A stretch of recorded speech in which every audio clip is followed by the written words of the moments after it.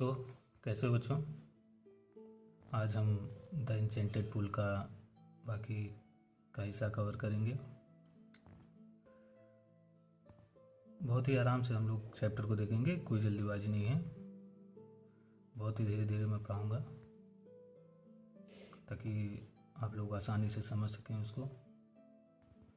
और मैं कोशिश करता हूँ कि यह वीडियो उन बच्चों के लिए ज़्यादा लाभप्रद हो जिन्हें थोड़ी बहुत दिक्कत होती है इंग्लिश में पढ़ने में, समझने में।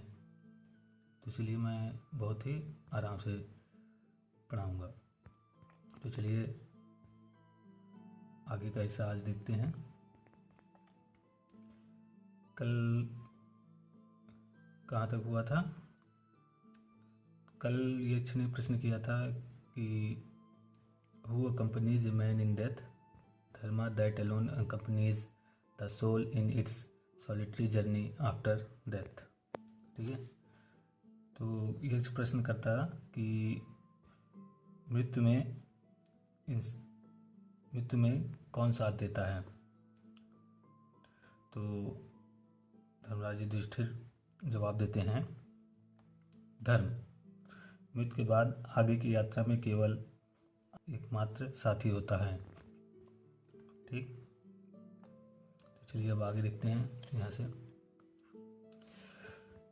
Which is the biggest vessel? The earth, which contains all within itself. It is the greatest vessel. What is happiness? Happiness is the result of good conduct. What is that? By giving up which man becomes loved by all. Pride. For if man gives up being proud, he will be loved by all. What is the loss which yields joy and not sorrow? Anger. If we give up being angry, we will not longer be subject to sorrow. What is that? By giving up which man becomes rich? Desire. If man gives up being greedy, he will become wealthy. What makes one a real Brahmana? It is birth, good conduct or learning. Answer decisively। तो फिर से अब अर्थ समझते हैं। यक्ष प्रश्न करते हैं, which is the biggest vessel? सबसे बड़ा बर्तन कौन सा है?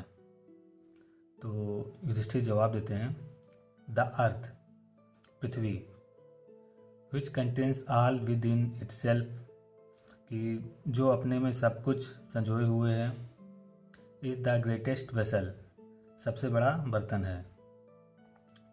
What is happiness? प्रसन्नता क्या है, खुशी क्या है? Happiness is the result of good conduct, प्रसन्नता अच्छे आचरण, अच्छे कर्मों का परिणाम है। What is that? वह क्या है? What is that? By giving up, जिसको छोड़ देने से, which man becomes loved by all, जिसको छोड़ देने से सबका स्नेह प्राप्त होता है। मतलब क्या छोड़ देने से मनुष्य को सबका स्नेह, सबका प्यार प्राप्त होता है? युधिष्ठिर जवाब देते हैं, प्राइड, घमंड। For if man gives up being proud, कि मतलब अगर मनुष्य घमंडी होना छोड़ दे, he will be loved by all, उसे सबका स्नेह मिलने लगेगा। What is that loss which its joy, मतलब वह कौन सी हानि है, ठीक है, नॉट सॉरो, मतलब वह कौन सी हानि है, यानी वह कौन सा नुकसान है जिसकी वजह से खुशी बढ़ती है बल दुख नहीं। कि मतलब अक्सर क्या होता है कि कोई चीज़, किसी चीज़ का नुकसान होने से, हानि होने से हमें दुख ही होता है, लेकिन ऐसी कौन सी चीज़ है जिसकी हानि होने से हमें खुशी मिलती है, दुख नहीं। आंसर जो युधिष्ठिर जवाब देते हैं, एंगर, क्रोध, यदि हम if we give up being angry, यदि हम क्रोधी होना या गुस्सा करना छोड़ दें, we will not longer be subject to sorrow, तो हम ज़्यादा देर तक दुख में नहीं फंसे रहेंगे, तो हमें ज़्यादा देर दुख नहीं होगा। व्हाट इज़ दैट, वह क्या है, bye giving up which man becomes rich, मतलब वह क्या है जिसको छोड़ने से मनुष्य धनवान बन जाता है। डिजायर, लालच या इच्छा, ठीक। If man gives up being greedy, यानी अगर मनुष्य लालची होना छोड़ दे, ही विल बिकम वेल्दी, तो वह धनी या धनवान बन जाएगा। What makes one a real ब्राह्मण, कोई वास्तविक ब्राह्मण कैसे बनता है। It is birth, good conduct और लर्निंग, क्या वह जन्म, अच्छा आचरण या ज्ञान है। आंसर डिसाइसिवली, जवाब ठीक से देना, जवाब स्पष्ट देना, सोच के बताओ।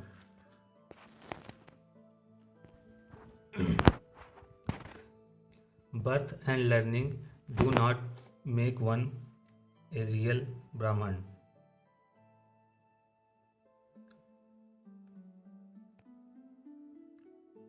However learned a person may be, he will not be a Brahman without giving up bad habits. Even though he may be learned in the four Vedas, a man of bad conduct falls to a lower class.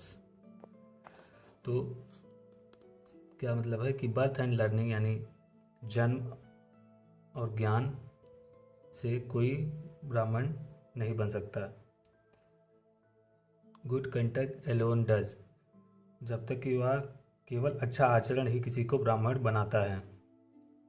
How ever learned a person में भी, कोई मनुष्य कितना ही ज्ञानी क्यों ना हो, he will not be ए ब्राह्मण, वह तब तक ब्राह्मण नहीं बन सकता।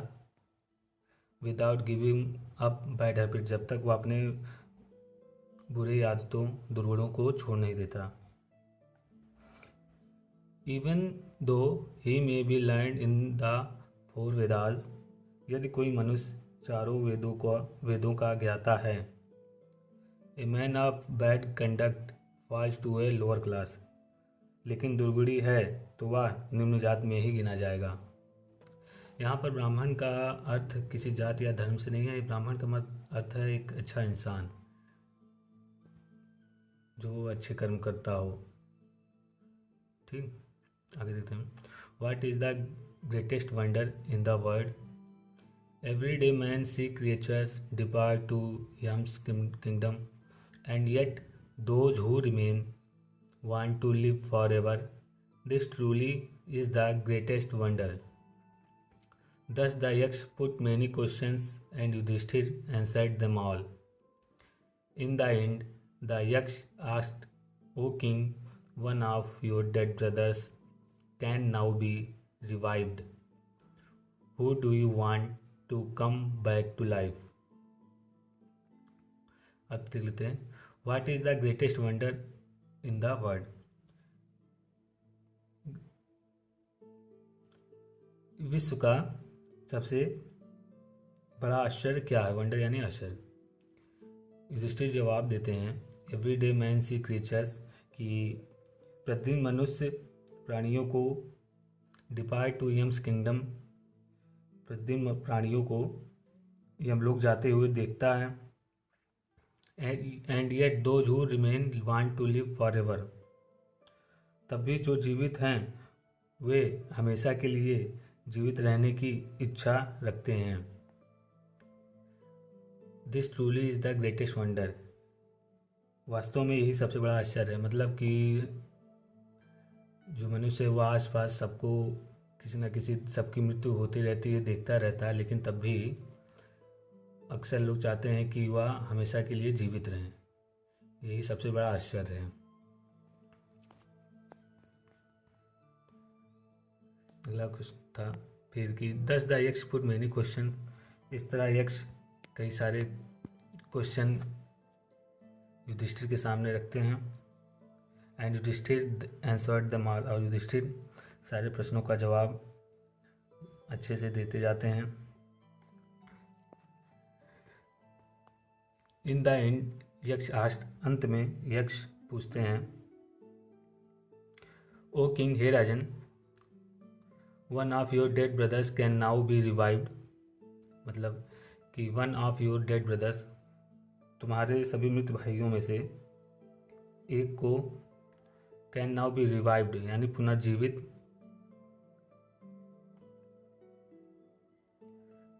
किया जा सकता है। Who do you want to come back to life, तुम किसको जीवित देखना चाहते हो। It took Yudhishthira a moment to think and then he wished that cloud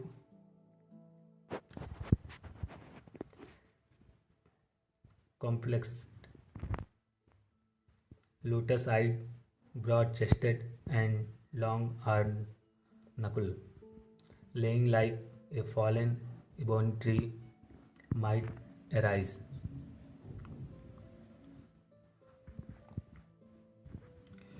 एक पल के लिए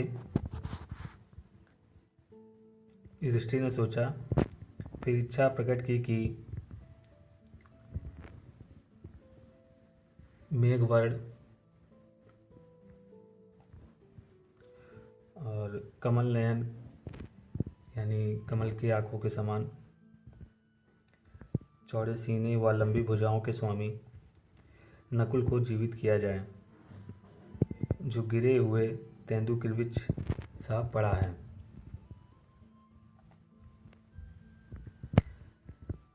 द यक्ष was pleased at this and asked Yudhishthir, why did you choose Nakul in preference to Bhim, who has strength of 16,000 elephants?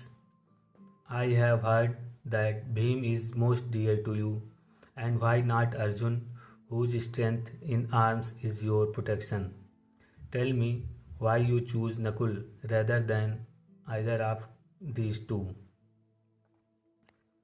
तो यक्ष was please, यक्ष यह सुनकर बहुत प्रसन्न होते हैं और युधिष्ठिर से पूछते हैं, why did you choose Nakul, यानी तुमने इन प्रेफरेंस ऑफ भीम, यानी तुमने भीम के स्थान पर नकुल को ही क्यों चुना जीवित करने के लिए, जिसमें 16,000 हाथियों का बल है। मतलब भीम माना जाता था कि भीम में 16,000 हाथियों के समान बल है।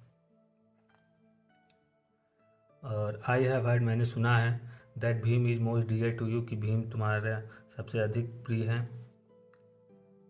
एंड वाई नॉट अर्जुन, और अर्जुन को क्यों नहीं चुना। Whose strength in arms is your protection, जिसके शस्त्र तुम्हारे रक्षा कवच हैं। Tell me why you choose Nakul rather than either of these two, मुझे बताओ इन दोनों के स्थान पर तुमने नकुल को ही क्यों चुना।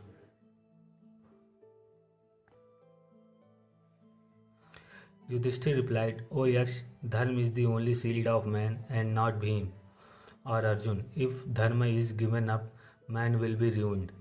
Kunti and Madri were two wives of my father. I am alive, a son of Kunti, and so she is not completely brave. In order that the scales of justice may be even, I asked that Madri's son Nakul may revive.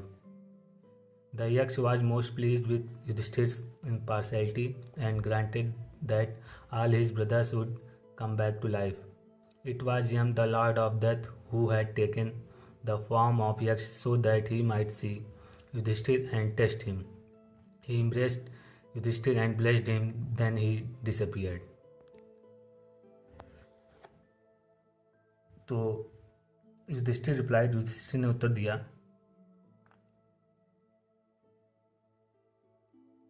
ओ यक्ष, हे यक्ष, धर्म is the only shield of man, कि धर्म ही मनुष्य की ढाल है, भीम या अर्जुन नहीं। इफ धर्म गिवन अप, अगर धर्म को छोड़ दिया जाए तो मैन विल बी रून्ड, मतलब मनुष्य का नाश हो जाएगा। Kunti and Madri were 2 wives of my father, Kunti और माद्री मेरे पिता की 2 पत्नियां थीं। I am alive a son of Kunti, मैं कुंती के पुत्र के रूप में जीवित हूँ, जिससे वे पुत्र से पूरी तरह वंचित नहीं हैं। In order that the scales of justice में बी इवन, ताकि न्याय का संतुलन बना रहे। आई आस्ट माद्री सन नकुल में रिवाइव, इसलिए मैंने माद्री के पुत्र नकुल को पुनः जीवित करने के लिए चुना।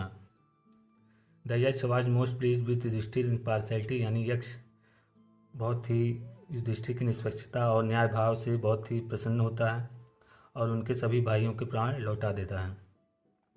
इट वाज यम, यह मित्र के देवता यम थे। Who had taken the form of Yaksha, जिन्होंने यक्ष का रूप धारण किया हुआ था। So that he might be Yudhishthira and test him, ताकि जो युधिष्ठिर से मिल सके और उन्हें उनकी परीक्षा ले सकें। He embraced Yudhishthira and blessed him, then he disappeared, उन्होंने युधिष्ठिर को गले से लगाकर आशीर्वाद दिया, फिर वे अदृश्य हो गए। तो ये था चैप्टर।